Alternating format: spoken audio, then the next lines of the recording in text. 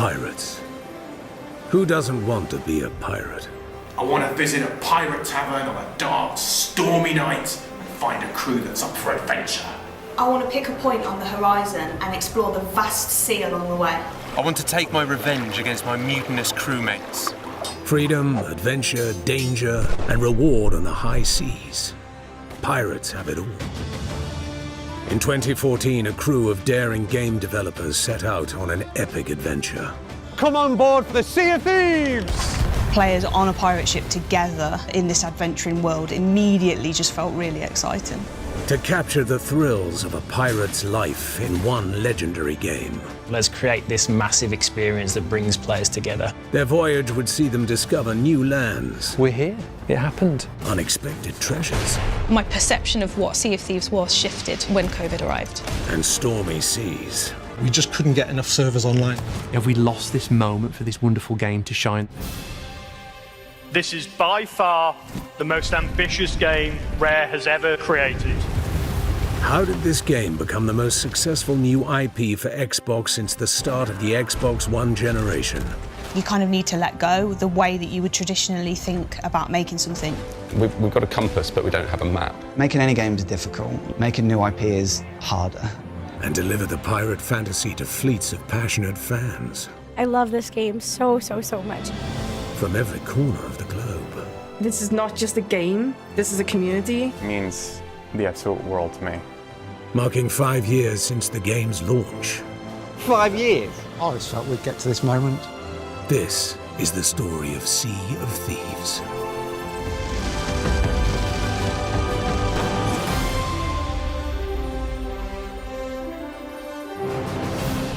What's he doing? What's he doing, Greg? What are you doing?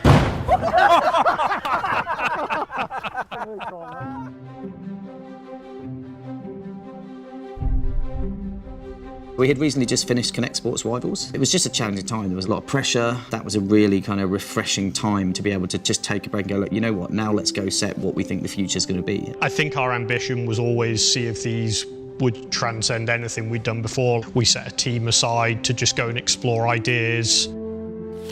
We knew that there was a new game in development. We didn't know what it was, but we really passionately wanted to be a part of it. They had ideas for what the game could be, but they're all sort of just on paper. There was nothing tangible that players could play. I guess there's this overall feeling of we've got a compass, but we don't have a map. We know what we're trying to do. We know roughly what direction we're going, but we've never been there before. I think Rare's always been brave, and I think it's awesome when studios challenge themselves to do something unique. Rare games always have an optimistic creativity to them. That particular sense of humor that Rare has, their unique kind of sense of joy. They have such a varied history. Everybody has their iconic game. For me, growing up, Rare games represented at their core just a wonderful gameplay experience. But Rare hadn't released a new IP in almost a decade. Whatever came next would need to deliver some real punch. Creating new IP, new game ideas has got to be the hardest thing that there is to do in the game industry. To be at the start of a brand new game at Rare was something I never imagined I'd get the opportunity to do. We knew that the next game we did had to live up to the reputation that this studio has. The pressure was enormous. But really, the thing that you know you can bank on, you know that you can count on, is Rare.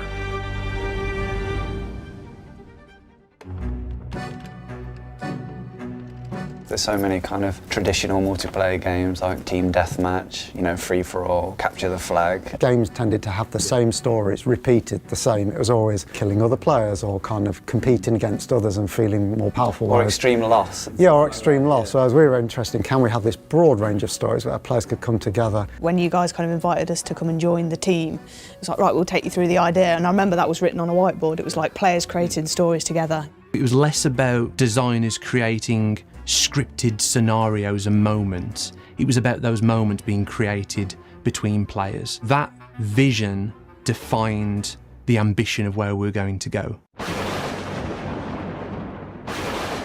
But first, our crew needed to decide what the game would be about.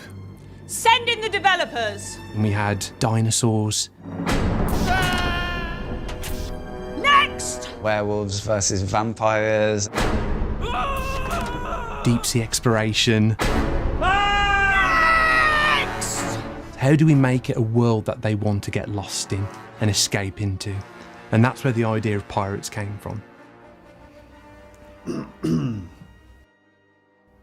Everyone loves pirates. Go on. Players on a pirate ship together, commanding this vessel together in this adventuring world, immediately just felt really exciting. If you think about Pirates of the Caribbean, you think about Treasure Island, you think about the Goonies, these were wonderful touch points for us in terms of the way we wanted the game to feel. I think everyone knows like pirates and the kind of mischief that pirates get up to, that kind of playful mindset, that mischievous kind of nature. It's like going to the pub. You still have you have that kind of fun where you just joke around. Then going to a theme park drunk together with your best mate. Yeah, that's what it feels like. And it wouldn't affect your ability to play the game. It would probably enhance it.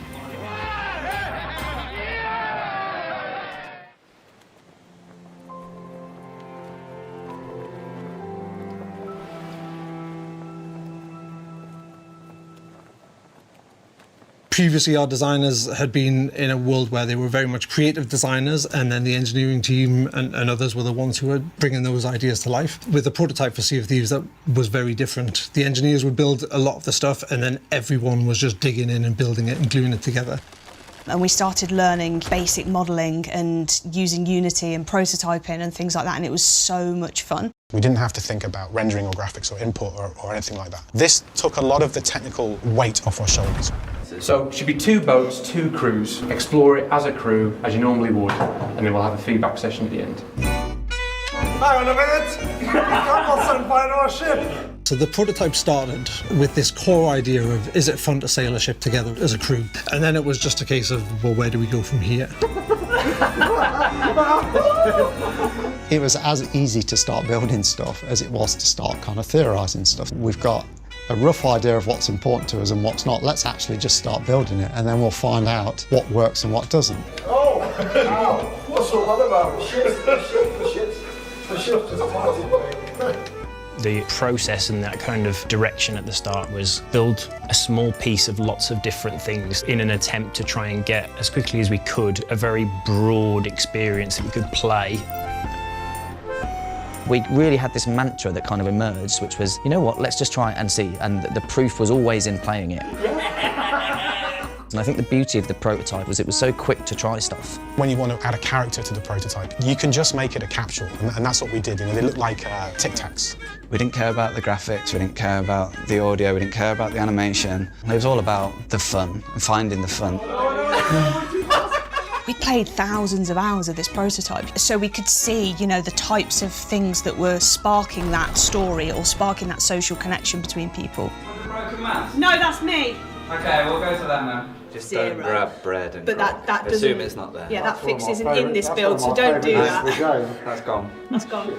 Shelley Preston is my wife. Andy is my husband. And we met as QA testers at Rare back in 2005. We got married during Sea of Thieves. We would live and breathe it. We would work on it all day. We would come home at night. We would talk about it. We'd wake up in the morning excited with ideas. We went on honeymoon to Disney in Orlando, and we obviously rode the Pirates of the Caribbean ride with different, you know, kind of fresh perspective of like, now we're working on something piratey. They had a kind of riddle trail where they had clues on paper that would send you to the next location. We looked at that and we were like, this is really cool. We need to try and find a way to get this into the game. It's up there somewhere. Go to the pointy, with your back to the thrice marked stone. Did you not put look? Look, there's look. That's awesome. Every day there was a new thing to figure out. How are things going to work? How do players respawn on their ship? Like the mermaid's there in the game now, but it wasn't the first thing that we tried. We had these like things called like rescue ships. When you got far enough away from your ship, a new ship would like come out of the ocean.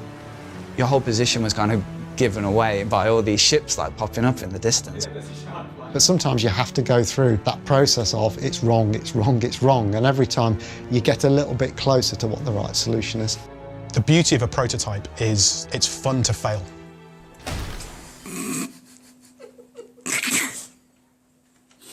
And we're about ready to take off. Yep, take off, guys. Oh, look at the range of that beauty. I came into Sea of Thieves as already a pirate fan, whereas some people on the team didn't have that same knowledge. We like level designed the ship, which was like actually terrible. It was close to like a cruise liner or a ferry, but it felt absolutely nothing like a pirate ship. How can I tell them that pretty much everything they've done is wrong and we need to start again?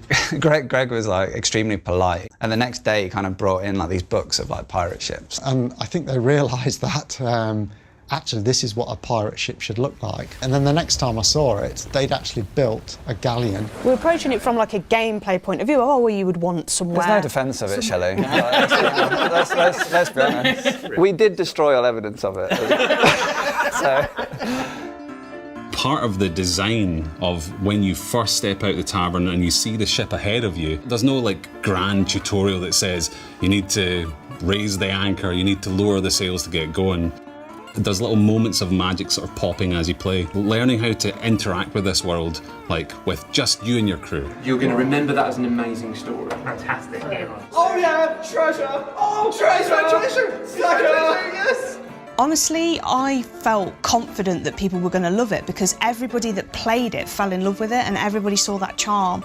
Sailing the seas on your ship with your crew was that kind of, oh my God, we're on something really special here kind of moment. Oh, I'm circling them. Oh no, they're grabbing us! Willie, Harpoon! Oh, their ship's on fire! Yes! Success! We're running away! One of my team shot the other one in the back of the head, nicked all their stuff and cashed it in. To his great delight, I ended up with a couple of engineers not on speaking terms for a few days. We were trying to find a visual style, a visual kind of look for what it needed to be. We knew we wanted to make something that was charming and invoke that playfulness in our players. One of the key things that gives us our art style, we wanted a nice, simplified look, but we didn't want it to be overly clean. If you look at our concept work, it has painting brush marks within it, and so we wanted to capture that within the actual kind of models themselves. The defining word for the Sea of Thieves art style is wonky. Wonky TM is the trademark. Yeah, wonky. Wonky in Sea of Thieves. It's a key part of the art style. It's one of our key pillars. Like everything feels like there's a history, it's slightly worn. This kind of ramshackle kind of look to it, like parts were made out of ship parts and it was kind of like hastily put together. Or a pirate's face, they've got a wonky nose or an askew chin because they've been in lots of fights or they've kind of been at sea a long time. They've got dinks and dents, and I think that's just what makes the characters kind of lovable in that sense. It doesn't feel like that uncanny valley kind of like, you know, this is a perfect Disney princess. It's a bit grittier than that. It's kind of real. It's about kind of accentuating those features to them and making them look unique. We have a level of charm which is to do with our stylized look, and that's something that, you know, is the core identity of Sea of Thieves and a lot of Rare games.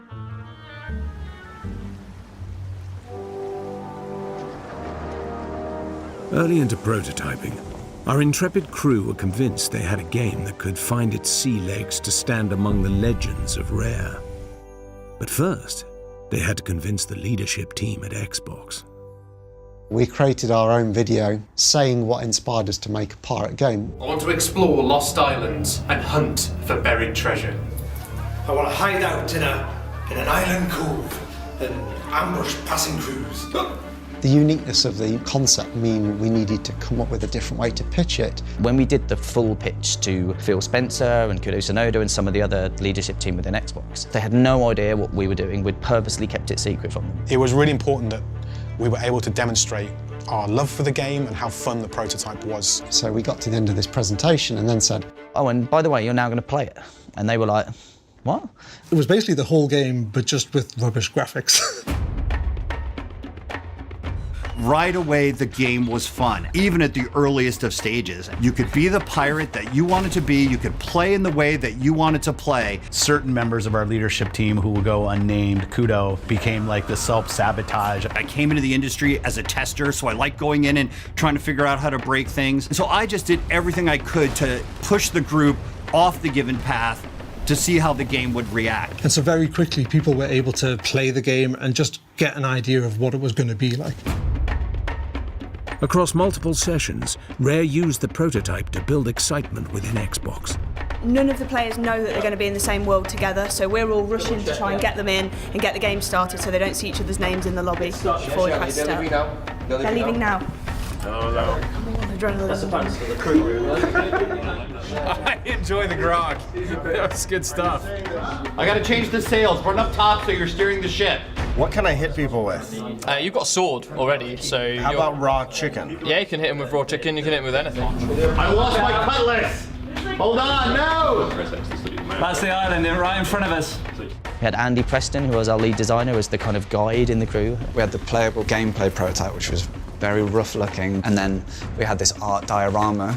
So you could kind of look at both and go, imagine playing that with it looking like that, and it was like incredibly exciting. It's like, man, when those two merge eventually, that's just going to be this incredible experience. Can I kill him with the chicken? Yeah. I'm hiding in a barrel. Do you guys hear me? The other ship is approaching now. Get back to the ship. Everyone get back to the ship. Oh my God, you died. I don't know what happened. Hey guys, let's go close and board them. You kids! Why can't we all just get along? You just hit me with a chicken. Total accident. Pull the ladder down. Edo, get on board.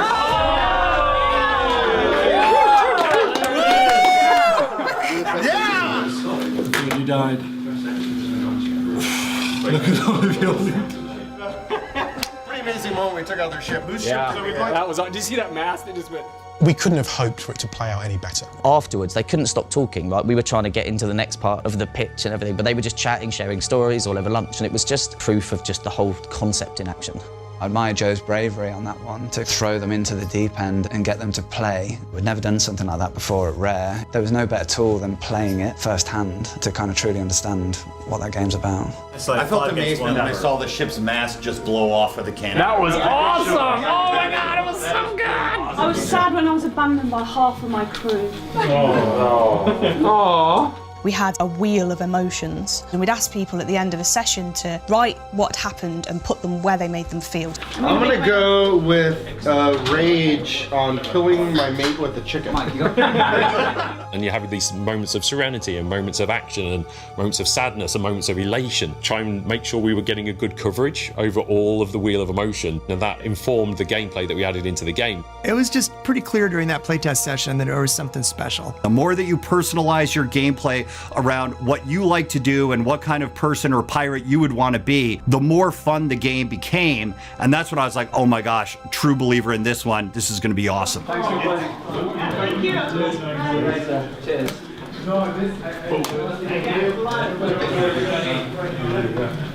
Got exploded.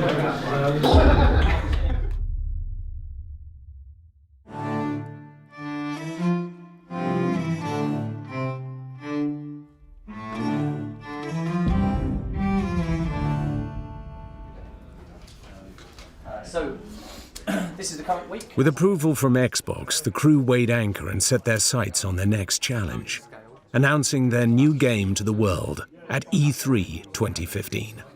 E3 is the Electronics Entertainment Expo. Everyone comes together to show off the latest and greatest games. And if you're going to announce a game, E3 is the perfect stage to do it. But with E3 on the horizon, the game still didn't have a name.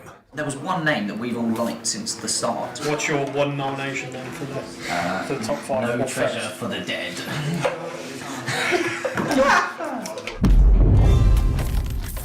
I think you could call the game something else. You could call it Pirates. No Treasure for the Dead. No Treasure for the Dead. See, I even forgot it as well, which is that's not a good sign. I think we should go back to Romancing the Sea. Yeah. Romancing the Sea. Romancing the Kraken. We are writing down some keywords that we like on a post-it note, folding it over, and then coming up with our winning game name. It's pretty good. Massive ocean, distant hat.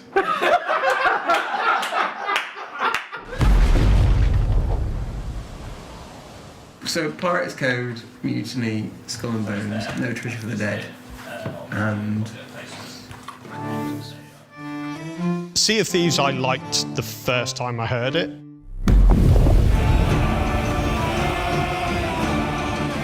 It was bold, it was different. I just think it had something special about it. It captured the world and your place in it. For me, it's like that whole choose your own adventure. It sounds like one of those old books, right? And it was just as soon as you saw it, it was like, that's it. Like, that is it, right?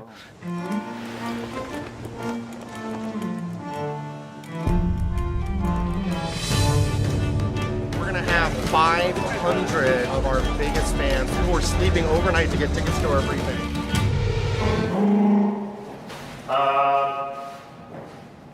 As fans waited for the show to start, studio head Craig Duncan was preparing backstage.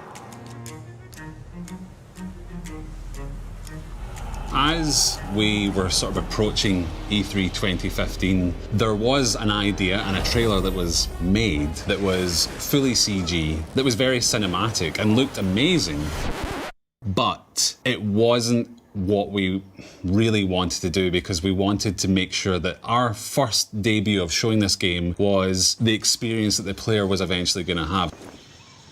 How can we take a game like Sea of Thieves to something like E3? We knew we hadn't got the luxury of people coming onto the Microsoft stand and playing the game for hours to understand what it was going to be. The E3 2015 trailer became this short walkthrough, but all done in-game. This has to be real. This has to be someone playing the game. I would be literally sitting with the controller in my hands and we'd walk through the build, trying to get the pacing correct. There's lots of games that come out with cinematic trailers. When you actually go out with raw gameplay, there's also an element of respect from gamers out there. You know, they say, well, at least I got to see the actual game.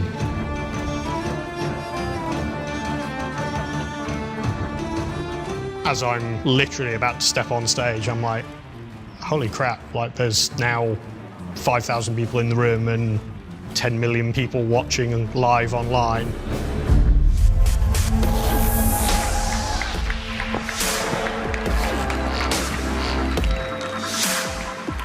"2015 marks the 30th anniversary of Rare.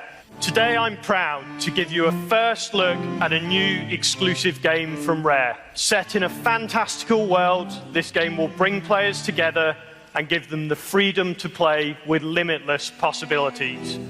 This is by far the most ambitious game Rare has ever created." The rest of the team was kind of at Rare, watching it on the canteen. Halfway through, the feed kind of cut out. And then it suddenly quickly came back up and everyone kind of, you know, a sigh of relief.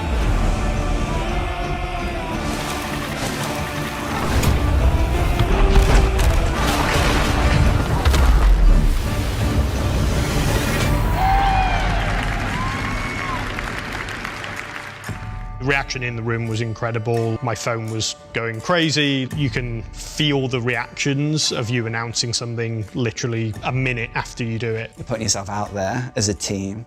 You know, here's what we're made of, here's what we're all about, and you're just hoping that that resonates with people. 2015 E3 trailer drops.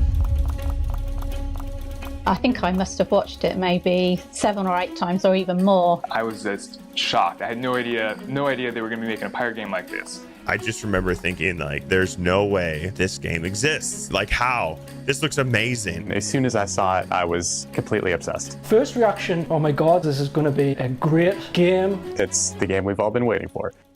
Meanwhile, back at Rare. While the team's always had a fondness for pirates, we really wanted them to understand what it means to be a pirate. So we decided to hire a pair of consultants. The studio slowly transformed in those early days. So when we were working on the prototype, I remember driving around every fancy dress store, purchasing as much fancy dress stuff I could get, our first pirate gear, bringing it back to the studio. I was commander. Now I've got nothing. Just me and the grog. I expensed £200 worth of gold chocolate coins from eBay. That triggered a worldwide fraud investigation at Microsoft because I claimed for it using the wrong claim code. I'm finding pirate hats and pirate coats. And Greg started writing pirate names for every single person that came in and played the game. We have one new pirate joining us this week. We have Cheat Daniels. Quite often, the most notorious pirates would be given nicknames. My pirate name is Vicious Vic, and it's badass. I love it. I am the Vile Vincent. Bill Drat Beanland. Grog Swillen Dillon. Devil's Kiss Davis. Filthy Rich Simmons. Dirty McMurtry, that's me. But there was a couple of people that didn't like their names that much. Yeah, so my pirate name's Horth of the North. Thanks, Greg. I'm not actually from the North, but, you know, it rhymes, so there we go. My pirate name is The Damned Park. I didn't choose that. There's always an opportunity to put some artwork on the wall. The corridor's filled with artwork which is from the team itself. We had wooden panelled flooring. We built big statues that we could have everywhere. From the game through to everything we do, we try to make everything feel like it's Sea of Thieves. Hush now, you sea urchin, just take it to the Lord. We had a lot of fun for a week or two, basically pulling in a bunch of people from around the studio that wanted to voice act. He wants them chests, unearthed, found and stole. Just give 'em up and then you'll see. Pirate legend maker thief. Now set sail for destiny. Oh, hail the pirate lord. I think we naively thought it was going to be relatively straightforward. It felt like we'd done all the hard work. The prototype had got all these features and we had a really good understanding of what we wanted the game to be. So we thought, all we've got to do is take what we've got in the prototype from Unity and put it in Unreal. Like, how hard can that be? Created in the game engine Unity, the prototype for Sea of Thieves was designed for speed. But to create a game that could be shipped to millions of players, our crew had to completely rebuild everything from scratch in a new game engine, Unreal. Everything has to be able to work between multiple players across a network, has to be able to be performant in a massively shared world rather than a little small experience that the prototype was playing out in. And it allowed us to go a bit slower, a bit more methodically in Unreal, building it for a mass audience, building it where we can take it to scale. As the Unreal build took shape, the game started to look truly beautiful. But translating the work they'd done in the prototype brought new challenges. The water physics in the Unity prototype were like disgracefully bad. It was like terrible. It was just like a sine wave ocean. And it felt amazing to play. It feels like Sea of Thieves now. And then when we got into Unreal, all of the amazing engineers on the engine team just had created this like phenomenal looking water. And you kind of look at it and you're like, oh my God, is that going to work on an Xbox? It looks like insane. It's so good. And then we got the ship on it, and the ship was just like, like just bouncing around and kind of reacting to every little kind of nuance. And we can't have that.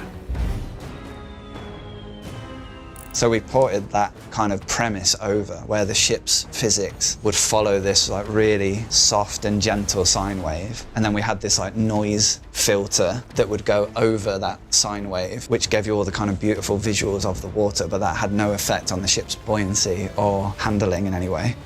How do you render things that look painterly rather than things that look painted on? If you start, drawing brushstrokes on all of your texture maps, it kind of looks like someone has gone and painted on everything, but it doesn't look like a painting of these objects. They look like objects that have been painted.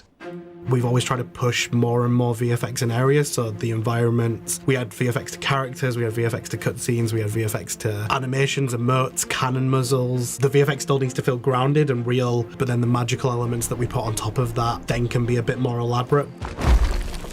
What we typically do when we're keyframe animation is we're starting from scratch, figuring out how these characters act, what they're going to do, what they're going to say. We film ourselves acting it out, and then we use the reference as a basis to animate. I think when people walk past us and see us, they think we're crazy. They think we're crazy people. We do put a lot of time, attention and love into making sure that the soundscape feels inviting, that nothing feels too oppressive or too invasive in terms of the mix. The team decided that the music should support the player experience, not lead it.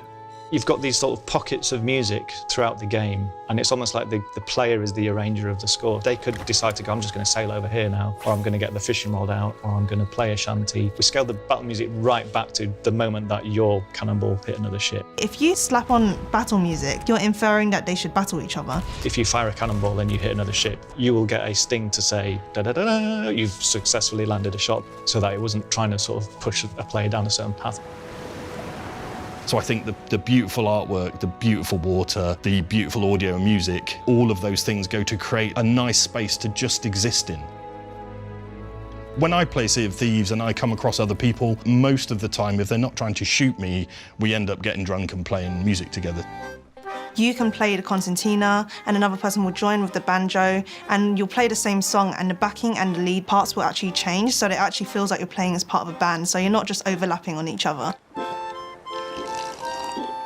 That was kind of the approach we took with it. What would a pirate orchestra sound like? Things are squeaky, they're creaky, nothing quite feels like it's polished. These are gnarly pirates, so if they get the odd note wrong, it really doesn't matter. In fact, that's better. It's just got to be a little bit warts and all.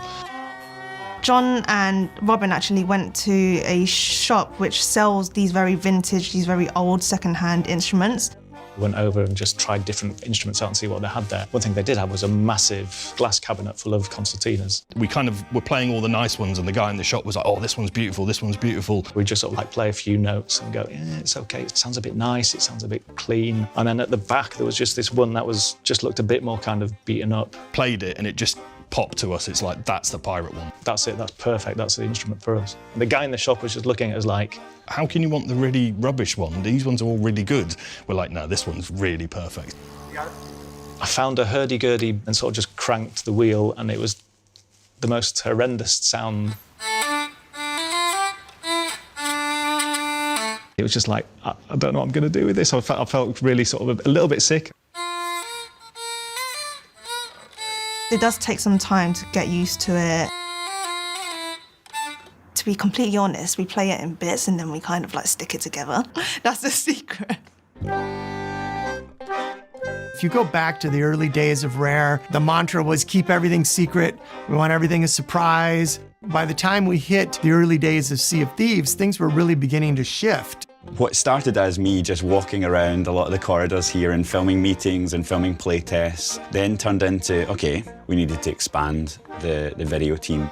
Cheers! Ahoy there! The team built a tavern to film developer updates and hijinks on the high seas. We wanted this relationship with our players. We wanted this one-to-one communication. Get in front of the camera as often as possible to tell a story of how the game was evolving and what was coming next. Bloody marvellous. Oh hi, it's John Vincent from Rare, and I'm giving you, yes, you, the opportunity to be the first person in the world to play Sea of Thieves. That's right, I'm giving away all expenses paid trips to England to visit legendary Studio Rare. We ran a competition to be the first in the world to play Sea of Thieves. We invited people from all over the world to submit anything really creative to say why they think they should be first in the world to play the game. And we had just like a myriad of different amazing creative applications. Poems, short films, some 3D animation. We asked you to show us how excited you were for Sea of Thieves. You delivered. Let's meet the lucky winners who will visit us here at Rare. We were playing it and we were having all this amazing time, but, you know, no one from the outside world had seen it. When you hand that world over to players, you're going to see things you didn't expect. That input was absolutely invaluable in kind of honing the core of what made Sea of Thieves special. It was a bit of a gamble because it could have backfired on us. It could have like just not worked. But fortunately, it did work out the way we wanted to. Hi everybody. Here we are. We're sailing. Just watching them take their first kind of steps into Sea of Thieves as a world, it was really magical. Are we emptying it? Usually walk a straighter line than this. It just wrote itself. Just the adventures just came out and people were laughing and screaming and shouting. Go to the boat, go to the boat. Oh my God, you're leaving me behind. No! We're screwed. It was a triumph, and with the developers seeing fans experience the game the way that they had hoped, it was time to bring Sea of Thieves to the show floor at E3 2016. But first, Rare had a huge surprise. 3 weeks ago, we invited some of our awesome Sea of Thieves community to Rare to be the first players in the world to play our game. This is their story.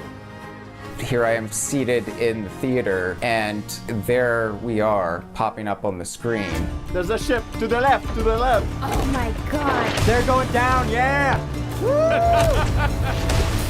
Let's go! I just remember that moment of standing there, watching them, sort of realizing, oh my God, like, this is us. This is our experience of playing this game. We're just like shaking each other like, what? Like, look at this is unbelievable. It was an out-of-the-body experience, and one I will probably never quite experience again.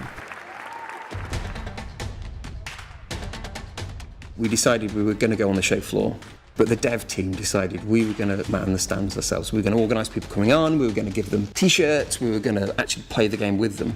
It just escalated so quickly. At the end of the day, our queue was about 3 hours long just to play this game, and we actually had to close the queue. The love that they had for that little tiny bite of an experience was so energising. We had such a diverse number of individuals come through the booths. I am a gamer without sight. I have absolutely no sight whatsoever. So I go on, I play the game, and it ends up working really well, just being told roughly where to steer. And we ended up navigating through the middle of a giant fight on the server between other ships, which was amazing. The fact that someone who can't see can play the game and have fun, it was just really heartwarming and just really validating to see.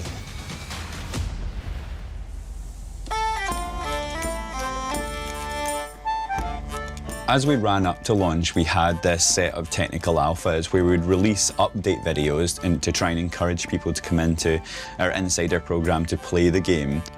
It was time to cast the net wide and invite thousands of players into the game's insider program to find out what the community would do with the tools that they were given.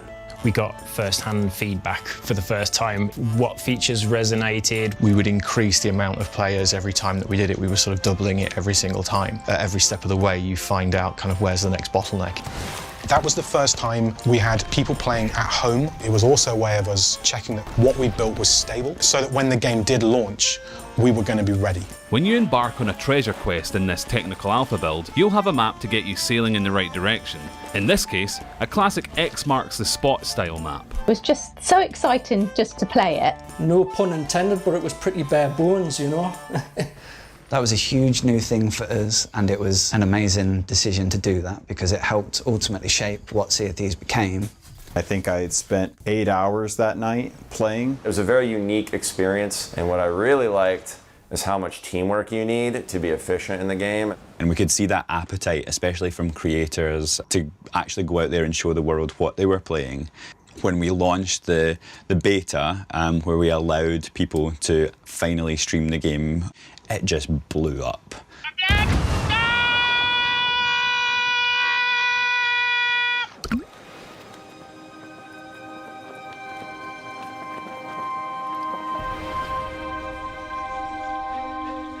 What really mattered was that first version of the game. That is what Sea of Thieves would be to players.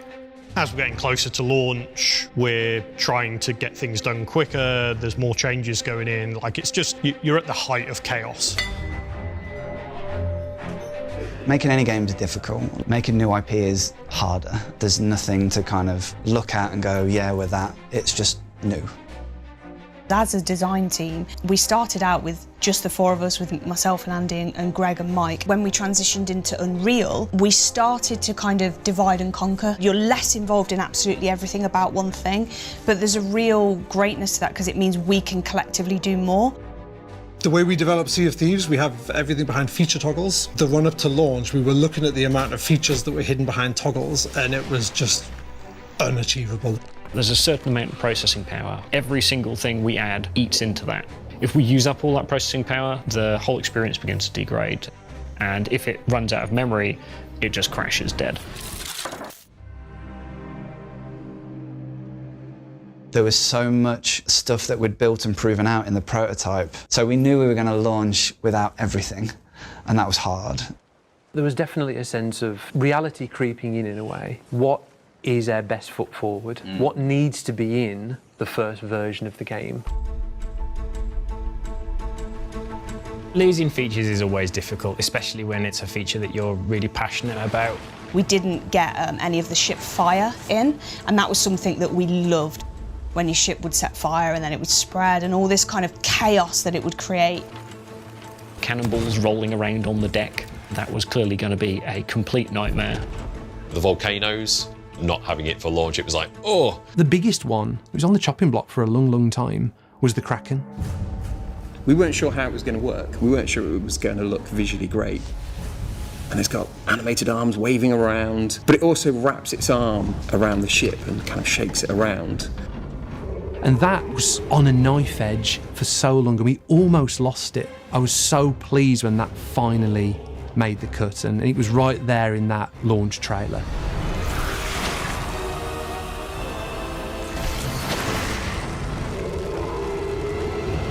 This is what Xbox is all about. Like, the game you would want to lead with is Sea of Thieves. We knew that it was a game that was going to stand up well, really resonate with the community, would lend itself well to streamers. It was just sort of a natural progression then to put it into Game Pass. By being one of the first releases on the new subscription service, Xbox Game Pass, Sea of Thieves will be available day one to a significantly larger audience.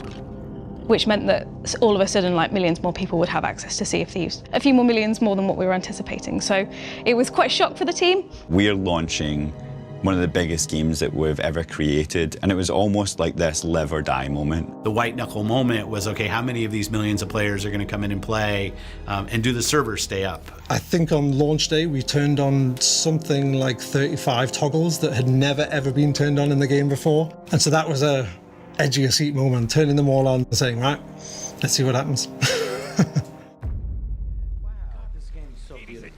The anchor. I love the art style. Whoa, it looks so good. The wall looks so good. We got this, baby! Oh, God dang it. What the heck? What was that? Oh, shit, going down. I died immediately. Oh, my God. Oh, no. There's so many of them. Bail the ship! Bail up the ship! Bail up the ship! What? Me game crashed. Why did it say unable to load? What? We lost internet on the Great Sea. No, my game crashed. What the frick just happened? Fucking servers Why aren't is it not filled with content? The servers don't fucking work. I'm so disappointed right now.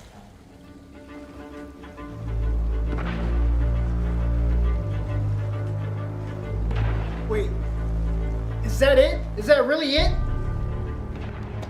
Sea of Thieves has, like, no content. Dive into the frothy waters of the Sea of Thieves and discover that they're about as deep as an inflatable kiddie pool as you scour the high seas for adventure, booty, and any trace of fun.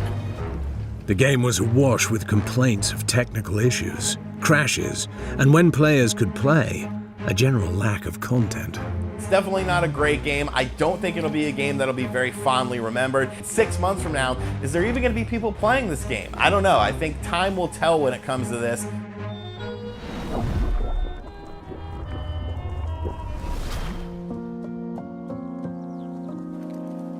We all knew that it wasn't the game we felt it could be. I think we kind of knew that we'd fallen short in terms of the scope of that world, the depth, the different things that you could do. There was definitely a dark period just before launch and just after where it felt like, have we lost this moment for this wonderful game to shine that we'd fallen in love with? Riding the wave of seeing the feedback, seeing the laughing and joking on the streams and seeing how it's like resonating with our players, that wave started to dissipate a little bit and some of the other, like, the technical issues started to come through. We were already past the highest load that we'd achieved in all of the tech alphas, and it was accelerating fast. We had the best and worst problem in the world, which is lots of people turned up. Our biggest scale test up to that point had been tens of thousands of people, and day one, hundreds of thousands of people turned up. The first 2-3 days, we kind of put out about 40 patches to services to kind of adjust how we were coping with the load. We felt this was a good opportunity to get out in front of you as people that have supported us, our community, our players, and really talk to you about what some of those issues are. It became a little bit of a trope, you know, in some of those early days, having a slightly kind of ashen-faced Joe and Craig standing in front of an audience on video saying, like, hey, here's what we know is wrong, we hear you loud and clear, here's what we're going to go put right. We do appreciate all the patience, we do appreciate the support. Believe me, it is frustrating for us as it is for anyone that's experiencing an issue. We were almost a victim of our own success. We had so many people hearing about the game and wanting to play it that we just couldn't get enough servers online at the time. And so lots of people were experiencing, I bought this game and I can't get into it because the demand's too high. This was really the first live service game that we'd launched, first real kind of AAA multiplayer shared world sandbox. And with that, obviously the team were amazing and they'd scaled to really match everything that was asked of them up until launch, where it was very overwhelming. The way that some people on the internet speak to each other isn't nice. A lot of things you can take to heart, especially when it's directed towards you. You sometimes forget that there's literally a team of 200 human beings behind it all. When you have then someone say, like, oh, this game's trash, like, you know, that genuinely does hurt. There's a lot of reviews of people saying, like, game's fun, doesn't have content. There was always that need for more, I want more. Give me more. I don't know. Most of Sea of Thieves to me is about making your own stories. So I had no problems finding things to go do and taking advantage of all the tools that were there. You know, it's not the worst game ever. It's just a disappointment in the current state. It's got these insanely fun bursts of dynamic gameplay that really make you feel like a real life pirate. There wasn't a lot to experience in this, and that kind of bums me out, but like, it's an awesome idea. I feel like I barely touched the surface. But it has so much potential to grow and become so much more than it already is. This game is one of a kind, and it has huge shortcomings. But I'm gonna be honest, I had fun. That first year was about having a point to prove, basically. Like, we know we've got a strong foundation, but how can we give our players what they're looking for? And the roadmap we initially had and how we thought we were going to grow the game, we threw that out the window, didn't we? Everybody has a plan until they get punched in the face. We had to work pretty hard to counter the narrative. Well, this is lovely, where's the rest of it?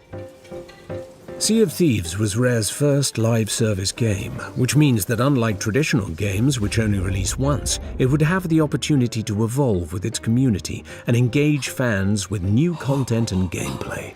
The waves of change roll throughout the seas. You kind of need to let go. The way that you would traditionally think about making something, you would make it absolutely perfect, and then it goes, and then you move on to something else, where Sea of Thieves was nothing like that. It's a living, breathing kind of product that changes all the time. So it was a real kind of like, if you give the term, sea change in how we thought about delivery. That first year, so it was the Meg, the Skelly ships, kind of Devil's Roar, Shrouded Spoils, and then Anniversary. It was never about one specific feature that was going to carry it. And some of those were things that we'd prototyped before and we could just bring it along and put it into the game. And some of them were like completely new things that we'd never done before. For the first sort of 6 months, we released every week, and releasing every week meant that we could respond very quickly to feedback. We'd actually basically run out of memory and run out of processing power the day we launched it. Every single thing we've added since then, we've had to go back and try and find more memory and more processing power to be able to fit the new stuff in. We're always looking for new exciting ways to free things up so the designers can go wild with the next update and put a bunch new shiny stuff in. This included new voyages. The Hungering Deep, the first time crews would ever combine and work together. New foes to vanquish. Since day one, I always wanted to fight like a monster, like a creature. Let's build a megalodon. Let's create this massive experience that brings players together. More items to interact with. How did I live before there were harpoons? New regions to explore. Devil's Roar is designed to be a more dangerous area. There's less resources. Most of the islands have volcanoes on them. And fishing. Fishing? That wasn't... What? Fishing? Is that really what you want? I was like, let me fish. Because people just enjoyed spending time in the game. They just go out and just go fishing, just for fun. And while some fans were happy just fishing, others were a bit more demanding.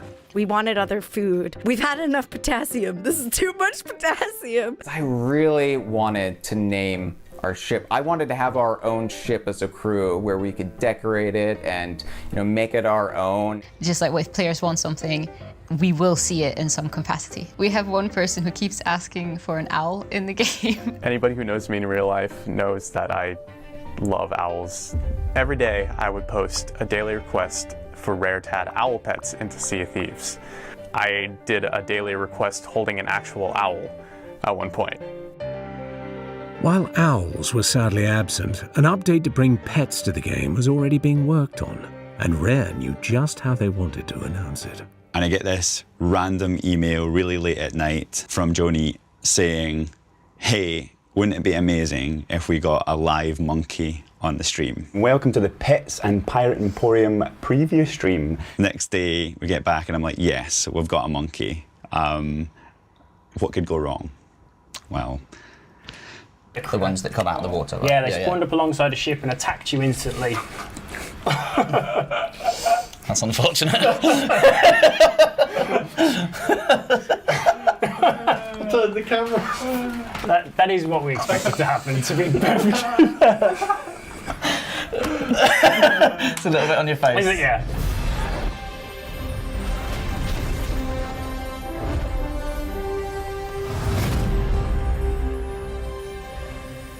The anniversary update was huge. It did sort of revive the game. It was exactly what everyone was craving. It was beautiful. It was really, really a magical time. Narrative content in the game for the first time. That was something we'd never prototyped before. Now this is what I like to see. A grand adventure, a fight to the death, and a great big pile of treasure. As part of the anniversary release, we released Tall Tales. And Tall Tales was our first foray into telling a series of stories within the world of Sea of Thieves. We had a quest book and some logic puzzles to try and sell through all 9 of those Tall Tales. We tried to put puzzles in that would encourage crew members to work together and make everyone feel involved, that were really hard to solve without other crew members. It's not about the gold. It's about the glory. And for pirates who cared less about exploring a sandbox and more about player versus player combat, a whole new game mode was added: the Arena. PvP in Sea of Thieves is an incredible part of the game. It's one of my favorite things to do. When Arena first came out, that's when it was thriving. It was so much fun. It's official. Sea of Thieves has become a bona fide franchise that Xbox can hang their hats on. It's amazing what a year of development support can do to a game, especially from an amazing developer that has passion for the project they're working on. You have a completely different game that a lot of people really should give another shot. Anniversary was a real turning point for the community and for the developers, who loved seeing the wacky ways that they were interacting with the tools that they'd been given. There's so many examples of mechanics that we added. We could never predict how players would use those tools. One of the things I love so much about Rare is their stance is tools, not rules. So here's a tool, use it however you want, and they make sure it's balanced, or at least they try. We have done so much weird stuff, killing the gold hoarder with snakes only. Using the lanterns and communicating from the ship to the islands, using Morse code. Our community is super creative. We found a way to take a mega keg and a harpoon rowboat and launch that thing to ships, like a keg catapult or something, and it worked. It was the most ridiculous thing that we've ever done. Yes! We have these things called player immortalizations. You'll see it littered throughout Sea of Thieves. There's different things that kind of mark maybe the first person to fall off a cliff. The first person who died on the Ferry of the Damned. The most pirates slain during the technical alpha. So, you know, and they're like on a wanted poster, this really feared pirate slayer. When the game launched, we thought it would be cool to sort of make like really rare Sea of Thieves controllers. No way, no way, no we way. should get. Oh my god! Holy cow, check it out! So what Rare had done is they actually put this as an Easter egg inside the game, you know? To be inside of a game is quite legendary, you know? You can see how much love and care is put into the game, and I think the community and the players are a reflection of that, of the love and how much work and dedication they put into it. I'm getting choked up. Sea of Thieves is extra special for me because I am playing it with my wife. She never played video games before, and so that's just really fun to share that with her. Without the community, I wouldn't be able to play. Once they've realised, you know, what I can do, what I can't do, what I need help with, it's brilliant. This is the only game I really play where the community is such an integral core pillar of it. I do have a health situation, so I can't really work a normal job. Through streaming and then getting into Sea of Thieves, it helps me kind of escape my reality when things are tough in life, and you're not going to keep thinking that you're ill all the time. My youngest brother passed away at 22. Really, the only way I could get my other brother to talk was to get on and game with him, and he introduced me to Sea of Thieves. It gave us a place that wasn't awkward, you know, to laugh about things because we were both hurting. Sea of Thieves gave me a lot of purpose in my life. It pushed me to make a podcast. It pushed me to hone in on streaming. It taught me how to create a community, and people came. They've changed my life. After some significant changes to its original heading and a year of intense work, Sea of Thieves had built a passionate community who'd fallen in love with the world that Rare had created.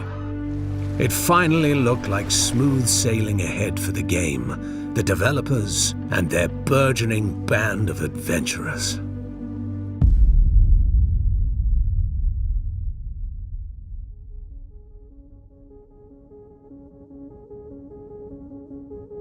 I think what was challenging about 2020, we didn't know how long that was going to last. We didn't know how we were going to work.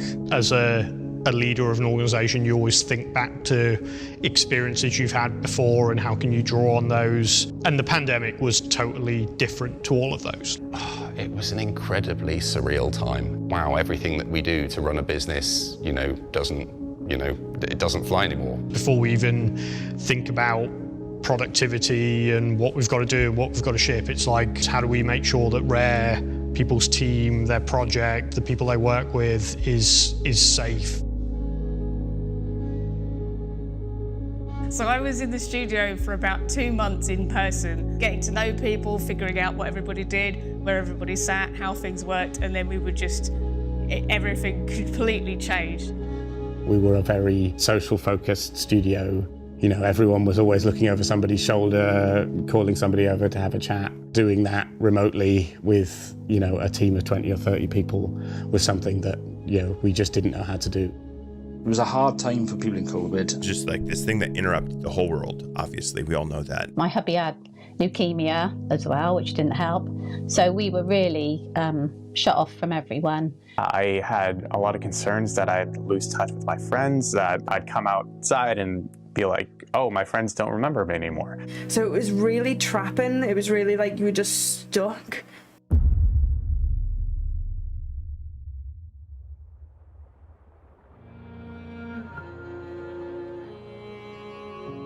So what you did instead was you connected through technology, online video games.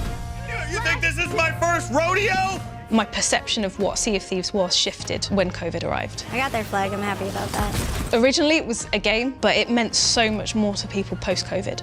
And there are a lot of people that used it almost like a virtual chat room to just sit on their ship and hang out. I found Sea of Thieves and I found streaming and I found Twitch.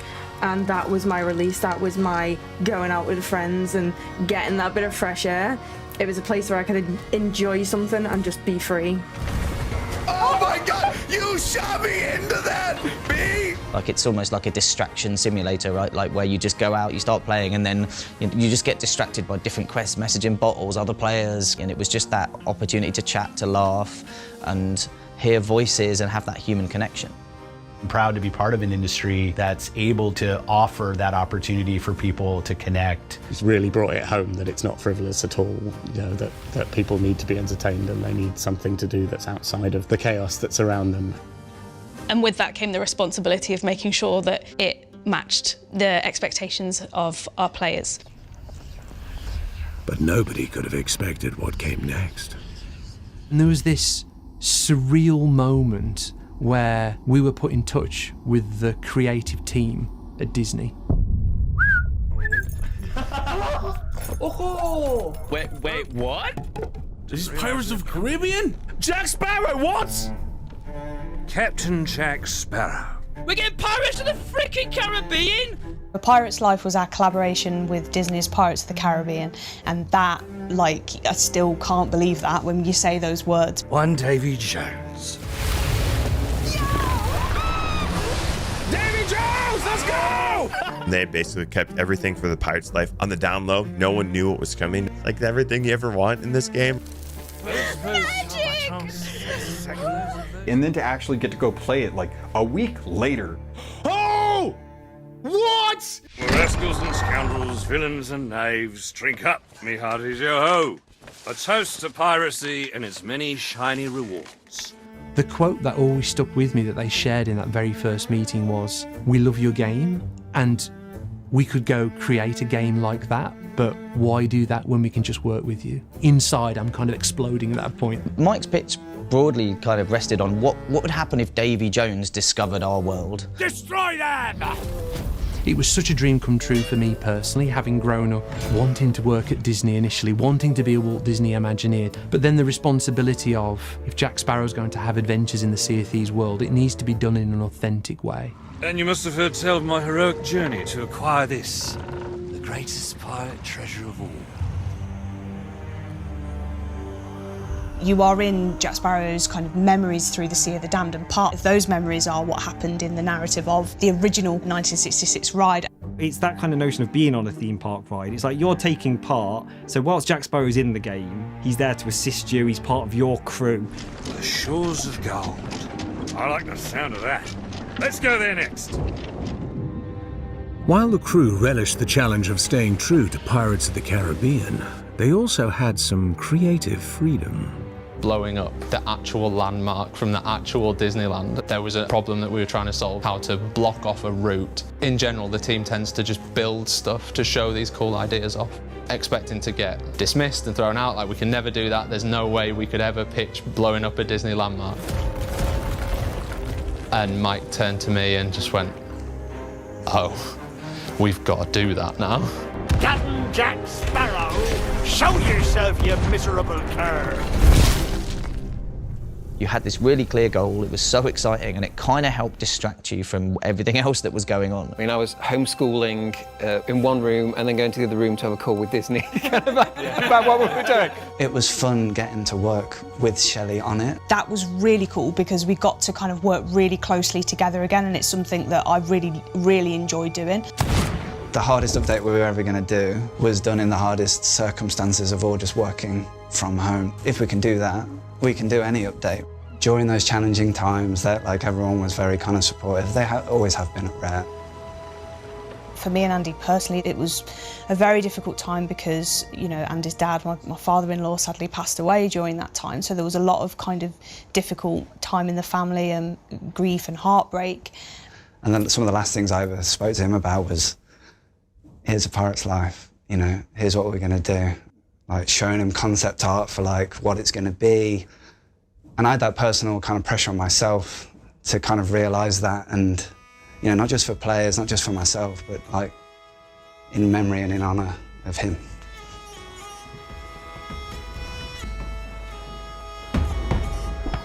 Sea of Thieves was just one of those games that just hit right for people in lockdown. There's been so many wonderful, wonderful stories that we've heard of people just saying, I'd have totally lost it.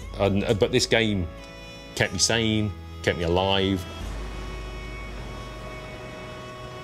Whatever flag you fly, whatever course you chart, I hope that everybody's days are filled with as much camaraderie as mine. We are pirates, yes, but we are people too. All of my friends were still with me, and we still got to spend time with each other. It's not normality, but it's some semblance of normality, you know, just being around people. It's not the pandemic that brought people together, it's people that brought people together. Even on the worst days, you know, the day my dad passed, I didn't know what to do. So I went to my laptop and then I sent out an hour request because it made me happy. We were due to get married in the summer of 2020. And then COVID happened. So I got the random idea to put it out there that I wanted to get married in the seas and see if there was anything that stuck. The post got passed around the studio, saying, how can we help out with this? We started up a custom server for them so they could celebrate with their friends. We settled on Smuggler's Bay being our backdrop.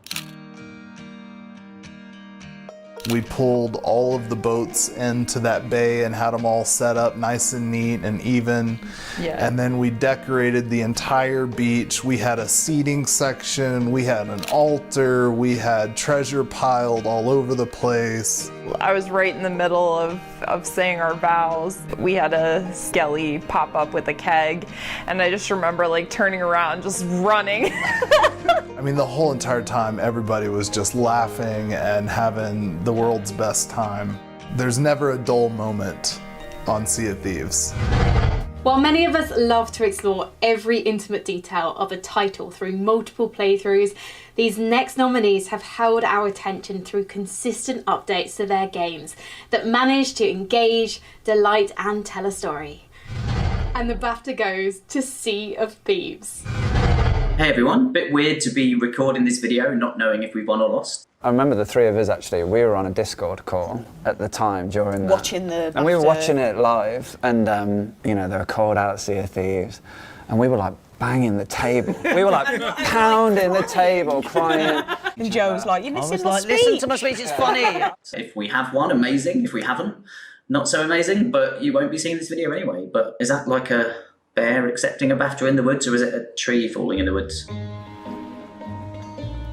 Pirates Life was kind of an amazing moment for the game. Since then, we've delivered some of our best updates ever. We brought updates that were free to those who sail the sea, though there's always more potential within. We've added captaincy. We announced it with the song with John McMurtry singing beautifully in it. And as this song will spell out, there's plenty to sing about. Now that you can finally be a captain. We have introduced seasons to the game. With each season comes a whole load of new features. They offer new cosmetics to unlock, new voyage types. We've got shrines, which are these underwater, like, expansive islands. Fireworks, new pirate legend voyages and content. It's really nice as an artist as well because my work is changing all the time. Adventures offer a narrative episode every month. We can rebuild Golden Sands. Oh yeah? And who's gonna rebuild it? You? Players kind of got to decide the fate of the Golden Sands. You are responsible for evolving the Sea of Thieves and defending it or trashing it, depending on what you choose. We also added sitting. We actually created a stool item. The first forum post that came back was, this stool feature is the stupidest thing Rare have ever made, full stop. And that will forever be a badge of honour for me. If you gather up 4 stools and decide to sit in a circle and tell each other stories, then that's perhaps one of the most powerful features we could have put in the game. That's massively big-headed of me to say. Please don't use that. But one feature was no longer right for Sea of Thieves. Retiring the arena was a super difficult decision. You know, a lot of work, a lot of effort went into that. Kind of split the game into like the esporty version of it and the main game. It was a fun mode, but it was a side mode. It's very time intensive and resource intensive. You know, we want Sea of Thieves to feel like Sea of Thieves and not to start getting fractured and separated. I did play Arena. I enjoyed it, but then as I played it more, I realized like, this isn't what brings me back to the game. It was the right decision. Our aspirations were very much focused around adventure, and it was backed up and driven by the fact that that's where our players were. I feel great about Sea of Thieves. There were times when I was worried it wouldn't live up to its potential. It's became an even greater piece of work than what we prototyped. Every time I see players creating a story that we probably never imagined would ever be created, that's when I feel like that's what the vision was supposed to be. The game has garnered this incredible community now. We definitely achieve that goal of players creating stories together. We hear them every day and we all take absolute joy in them as well. We've had the privilege of being able to go to lots of events. You get to meet the people who are out there actually playing the game, and you get to listen to their stories, come back from those events. Everyone's like super buzzed because they come back and they can sort of spread that energy back into the team. Sea of Thieves Fest was due to happen in 2020. The world conspired against that, but they managed to pull it off in 2022.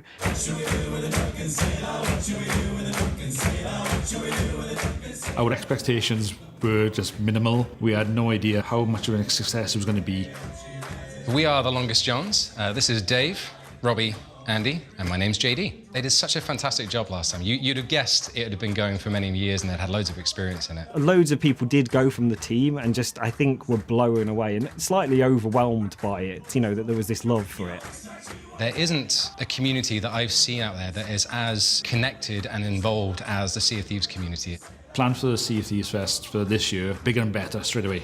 We saw what we achieved last year. We've already gone bigger. 800 pirates. All tickets are sold out. It's become more than a game now. People carve their own life adventures from this game.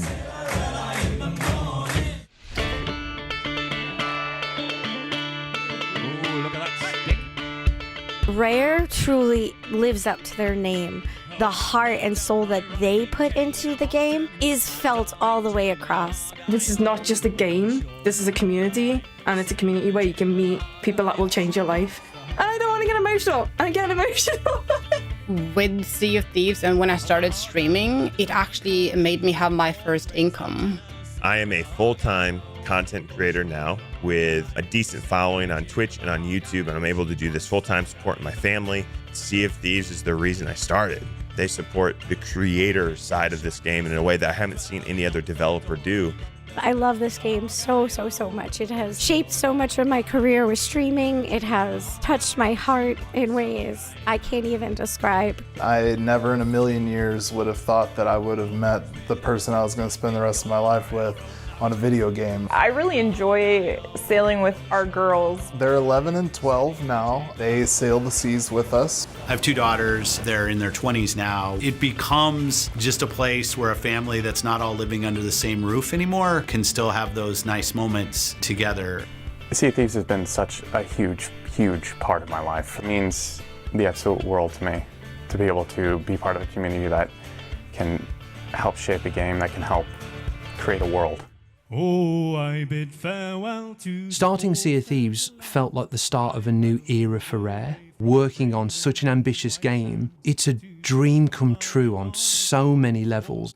There's something lightning in a bottle about Sea of Thieves that you can't quite put your finger on, but it was just the right people at the right time with the right idea. But as we went through lockdown and everything since, we've seen how much games in general really mean to people. And I think that's the course we're charting with Rare. Rare create games the world doesn't have. There is nothing like Sea of Thieves. There is nothing like the way you feel when you play Sea of Thieves. You know, a unique style, but also a style that can last for so long. You know, the art team, the game team, the engine and rendering teams, they've been what's let Sea of Thieves carry on going for this long and will let it carry on going for many more years in the future. People care about this game like more than a lot of people care about their games. It's a privilege to be able to say, we're trying to make it better every single day. 5 years since release, that's a huge amount of time, but we've done so much within it, but it honestly feels like a blur. That's the exciting thing with Sea of Thieves, right? We've still got so many ideas, so much potential, so many opportunities, that what's next is that we keep making content for the game, we keep going from strength to strength, and we keep building on this core and this magical experience. It's an interesting thought, isn't it? I don't think the game will ever be done. And I think it's been the voyage of a lifetime to get to this point, in many ways where the story just begins. I've heard you say that every year. I'll be saying it in 20 years' time. Still saying it. All right, let's hoist up the thing, everybody.